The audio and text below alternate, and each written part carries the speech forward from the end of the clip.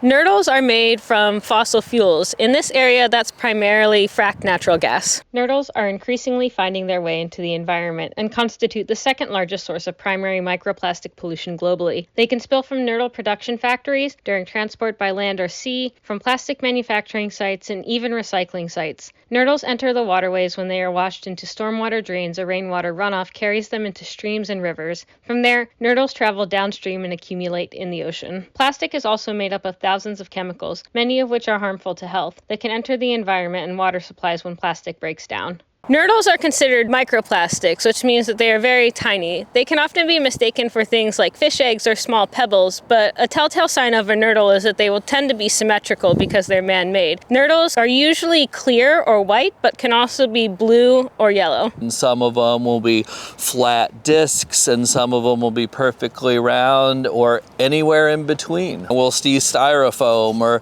little individual beads of styrofoam. So one of the first things I do when I see something that looks like a nurdle to me is pick it up and give it a little squeeze between my fingernails to see if it's soft. If it's soft, likely we're looking at styrofoam. Unfortunately, there's no good way to clean up nurdle pollution once it's in the environment, which is why we need to stop plastic pollution at the source. That's where you come in. We need reliable data and to know where they are coming from and where they're ending up. So come on, we're going to show you how to nurdle. I'm Koa, I'm the environmental scientist with Three Rivers Waterkeeper, and today I'm going to show you how to conduct a nurdle patrol. So when you get to your site, you're going to see just a lot of stuff on the ground, but one of the things that you can note is these strand piles or these strand lines. And so this is what we see whenever the river has come up a certain amount and it's deposited debris, things like sticks, but also things like plastic, including nurdles. And so multiple of these piles can have nurdles in them, but you kind of want to look for ones where you see maybe they've been recently or ones that are a little older. You can look in these piles, and these are where some nurdles are known to be. Okay, so I just found a nurdle, so I'm going to put it in my jar, and I'm going to continue to look in this area. So what I'm going to do is I'm going to set my timer for 10 minutes, and then I'm going to keep looking in this general area. I'm going to move around a little bit, kind of make sure that I get the idea of the whole area, look under, leaves and sticks and things, and in the strand line to make sure that I get all the nurdles in the area. So I finished my 10 minutes and now my nurdle patrol is done. I put my one nurdle that I found in this jar, and it's important to note that you might find one nurdle, you might find a few, you might find as many as 151 at one time, or you might find 0 nurdles. And that's all great, important data to have, but we just need to remember to make sure that you record the time, date, and location on your bottle, and then use our tool to get exact location data like coordinates, as well as take a photo of the site and a photo of the nurdles in your hand or nurdles on the ground. And as long as you do that, then it'll be a great nurdle patrol.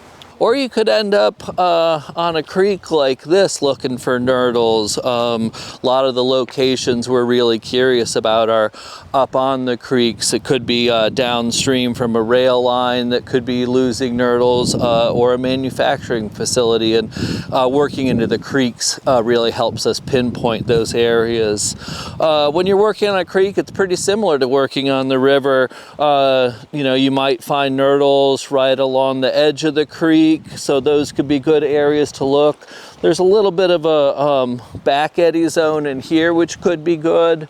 And then as we work our way up the bank, I'll look at places where the creek has been stranding other drift, like in here.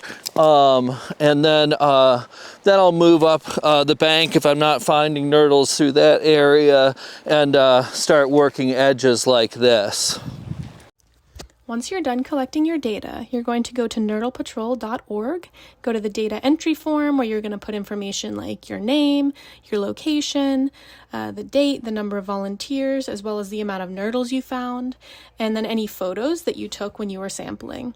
And then this information will be uploaded to the Nurdle Patrol map, and what we'll be able to do is we'll actually be able to pull out all of the information specific to Southwest PA, so we'll be able to get data on our waterways specific to our rivers and our tributaries about how many nurdles are in our inland river waterways.